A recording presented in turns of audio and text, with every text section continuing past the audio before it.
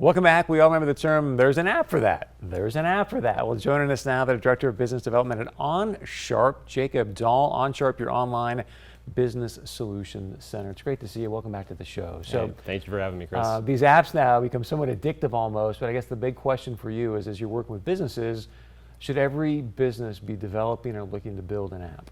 Yeah, it's a great question. I mean, we get that all the time. A lot of people will come to us and they say, hey, I need an app. But really, I mean, you have to ask yourself a couple of questions. You know, an app really depends on the use case. You know, how often are people interacting with your products or services? Is it a regular basis, or is it more like a couple times a year?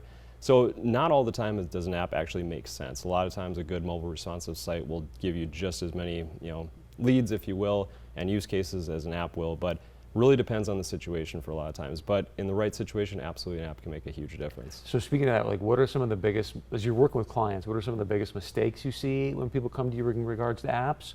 And then what are some of the things that they're doing right? Yeah, absolutely. I would say as far as like the biggest mistakes that we see is people just right off the gate thinking that they need an app for everything, and that's just not the case. You know, the biggest thing is understanding, okay, how are you going to interact with this app? For example, we have clients that are using a lot of internal apps for employees that are doing the same tasks day in and day out. So being able to automate something like that through an app makes a lot of sense. Something where it's more, you're not doing it on a regular basis, that's where really maybe an app might not make sense from that perspective. So give me some examples. Like, for businesses, I think it can be a great leverage tool if you got sort of internal apps. So talk about some of maybe the use cases you've seen there and how are they making the biggest benefit for the business? Yeah, definitely. We actually just recently did one here for a client that has roughly about 300 employees across multiple states.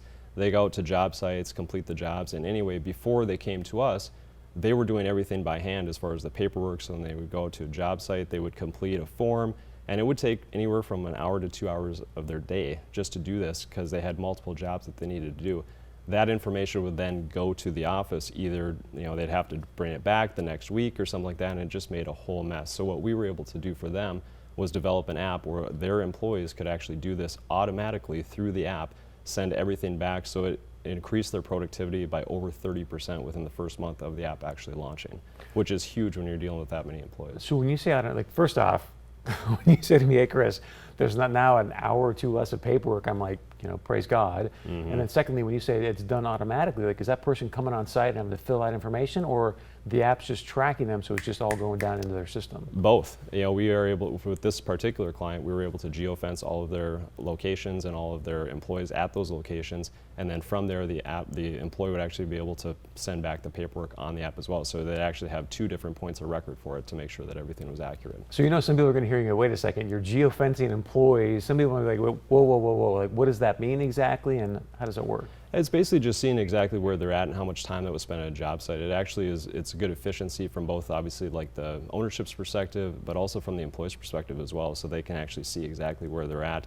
and also be able to pick up the exact documents that are needed at that particular job site for this case as well. So there was no confusion from either side.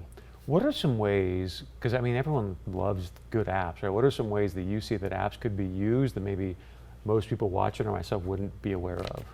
I would say the big thing, a lot of people always look at apps from just like the consumer side of things, which is very important. Again, if your clients are interacting with you on a regular basis, it certainly could make sense to have an app.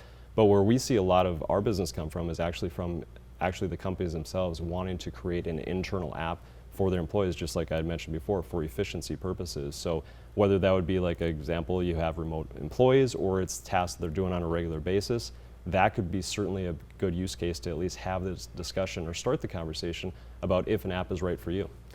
I guess one thing too, because I want to have you give people a chance to how to get more information from you. So like, let's say I'm a business owner, I'm thinking, hey, I would love to do what you just mentioned before to save people paperwork time and money, but I don't really know enough about apps to even where to begin. Can they just call you and sit down and go, hey, here's my business. Is there an app opportunity here? And you guys can say yay or nay, or? Absolutely, we're more than happy to interact with them. Probably the best thing to do is actually if you just go to our website, and we have a free resource guide that'll kind of start to answer some of those questions for you. It's just onsharp.com/getitright. That's a great first starting point. It's all free, and ultimately from there we can certainly have a conversation with you and see if an app is right for you. Free's good. So again, go to onsharp.com/getitright, which means get it right the first time. You've all seen webs or app development where maybe it doesn't go right the first time. So again, onsharp.com/getitright.